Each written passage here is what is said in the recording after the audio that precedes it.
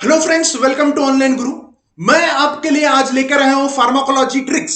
आमतौर पर देखा जाए तो बहुत सारे लोगों को ड्रग्स ध्यान में नहीं रहते। ठीक है, तो इसके लिए मैं आज आपके लिए एक सेशन लेके आया हूं जिसमें आप फार्माकोलॉजी के सारे ड्रग्स एक ट्रिक में ध्यान में रख सकते हैं। ठीक है, तो मैं आज आपको एंटी हाइपरटेंसिव ड्रग्स के ट्रिक्स के बारे में बताने वाला हूं। ये ऐसे ट्रिक्स है जिसके मदद से आप ये ड्रग्स को बहुत आसानी तरीके से अपने ध्यान में रख सकते हैं। ठीक है, और आपको इसी तरह की वीडियोस आगे फ्यूचर में देखने तो आप हमारा चैनल लाइक, शेयर और सब्सक्राइब कीजिए और अपने दोस्तों के साथ शेयर कीजिए जो जीपैट और नाइपर एस्पायरेंट्स है। तो चलिए शुरुआत करते हैं आज के सेशन के साथ। हम लोग देखने वाले हैं कि जो ड्रग्स रहते, एंटी हाइपरटेंसिव ड्रग्स रहते, उसमें कई तरह के क्लासिफिकेशंस रहते।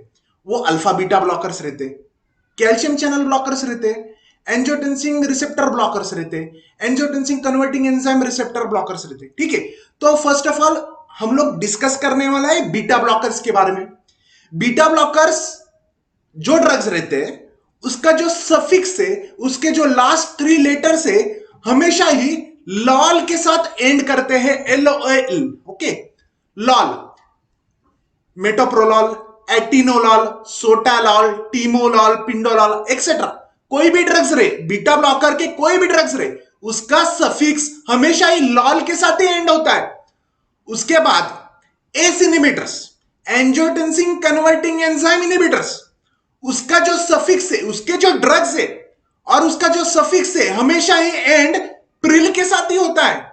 ये जो प्रिल है ना, कोई भी ड्रग आए आपको एग्जाम में, कोई भी ड्रग आए, उसका जो एंड है, उसका जो सफिक्स है, अगर प्रिल रहा तो वो हमेशा एस इनिबिटर से रहते। ठीक है, कैप्टोप्रिल, एनालाप्रिल, लिसिनोप्रिल एक्सेट्रा। उसके बाद एंजियोटेंसिन रिसेप्टर ब्लॉकर्स। ठीक है, अगर कोई भी ड्रग रहा, उसका एंड अगर साल्टन से एंड करता है, उसका सफिक्स अगर साल्टन से एंड करता है, वो हमेशा एंजियोटेंसिन रिसेप्टर ब्लॉकर्स ही रहते। ठीक है, उसके बाद कैल्शियम चैनल ब्लॉकर्स। कोई भी ड्रग्स अगर उसका सफिक्स डिपिन से एंड करता है, ज्यादा तौर पर, मोस्टली, मैं सब ड्रग्स के बारे में नहीं बता रहा हूं, ज्यादा तौर पर, आमतौर पर अगर कोई भी ड्रग्स उसका जो सफिक्स है डिपिन से एंड करता है तो वो हमेशा ही कैल्शियम चैनल ब्लॉकर्स रहते हैं। पर इसमें भी एक्सेप्शन है, इसमें भी अपवाद है। एग्जाम्पल है वेरापेमिल और डिल्टियाजेम। ये दो ड्रग्स ऐसे हैं कि इसमें सफिक्स में डिपिन नहीं रहता है, फिर भी ये कैल्शियम चैनल ब्लॉकर्स ही है। इसके ऊपर आमतौर पे क्वेश्चंस पूछे जा सकते हैं, इसलिए आपको ये ध्यान में रखना है वेरापेमिल और डिल्टियाजेम। इसके अलावा कोई भी कैल्शियम चैनल ब्लॉकर रहे तो उसका जो सफिक्स है वो हमेशा ही डिपिन से ही एंड करेगा। ठीक है, तो बाद में हम लोग देखने वाले डायूरेटिक्स। ये डायूरेटिक्स क्या करते हैं? डायूरेटिक्स हमारा जो यूरिन का वॉल्यूम है बढ़ा देते हैं, हमारे बॉडी का जो वाटर है वो बॉडी से निकाल देते हैं, हमारा बॉडी का वाटर वॉल्यूम है, ब्लड का जो वाटर वॉल्यूम है वो कम कर देते हैं। इसकी वजह से क्या होता, हमारा जो वेंट्रिकुलर फीलिंग है वो कम हो जाएगा। और फ्रैंक स्टर्लिंग लॉ के अनुसार अगर वेंट्रिकल्स पूरी तरह से नहीं भरते हैं, क्योंकि ब्लड वॉल्यूम ही कम है, वाटर निकल जाने की वजह से ब्लड वॉल्यूम कम हो जाता है ना, तो उसकी वजह से फ्रैंक स्टर्लिंग लॉ के अनुसार हमारा जो कार्डियक आउटपुट है ऑटोमेटिकली कम हो जाएगा। इसकी वजह से हाइपरटेंशन का जो इश्यू है वो भी कम हो जाएगा। ठीक है ना, इसलिए हम आमतौर पर डायूरेटिक्स भी देते हैं पेशेंट्स को। हम लोग पढ़ने वाले हैं डायूरेटिक्स के 4 क्लासेस। क्लास 1 हम लोगों ने पहले ही पढ़ा है, कार्बोनिक अनहाइड्रेस इनिबिटर्स। ठीक है, इसका जो ड्रग्स रहते हैं, इसमें कार्बोनिक अनहाइड्रेस इनिबिटर्स में जो ड्रग्स रहते हैं उसका जो सफिक्स है हमेशा अमाइड से ही एंड होता है। Examples are acetazolamide, methazolamide etcetera. तो उसके बाद में हम लोग देखने वाला thiazide. Thiazide diuretics class 2 diuretics है, इसमें हमेशा ही सफिक्स अमाइड से एंड होता है। देखिए हम लोग देखते हैं क्लोरथायजाइड, क्लोरथैलिडोन, क्लोरथायजाइड, हाइड्रोक्लोरोथायजाइड, इंडेपामाइड। ओके, ये ऐसे जो ड्रग्स है जिसमें सफिक्स आमतौर पर अमाइड से ही एंड होते हैं, ये ड्रग्स हमेशा ही थायजाइड डायूरेटिक्स रहते हैं। ठीक है, तो उसके बाद जो strongest diuretic, world's most strongest diuretic कौन सा है? High ceiling diuretics, potassium sparing diuretics. इसका जो सफिक्स है हमेशा ही इमिड से एंड होता है। एग्जाम्पल हम लोग देखने वाले जैसे फ्यूरोसमाइड, टॉर्समाइड, ओके, ब्यूमेटैनाइड, ये जो ड्रग्स है सफिक्स हमेशा इमिड से ही एंड होते हैं।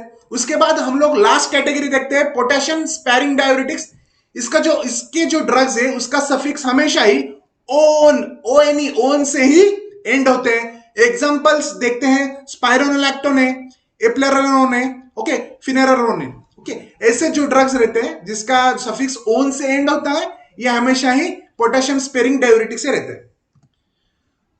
तो बाद में हम लोग देखने वाले हैं अल्फा ब्लॉकर्स जो आमतौर पे ब्लड वेसल्स पे काम करते हैं, वो हमारा वेजोडाइलेशन करते हैं, ठीक है।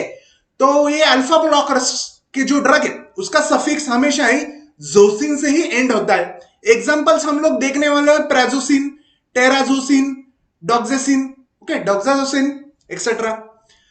उसके बाद हम लोग देखने वाले ये बहुत इंटरेस्टिंग, ठीक है, इसमें अल्फा प्लस बीटा ब्लॉकर्स जो ड्रग्स रहते हैं इसका जो एंड, इसका जो सफिक्स है हमेशा ही लॉल से ही एंड होता है। हमने पीछे के स्लाइड में भी देखा है बीटा ब्लॉकर्स के जो ड्रग्स है वो हमेशा ही लॉल से एंड होते हैं।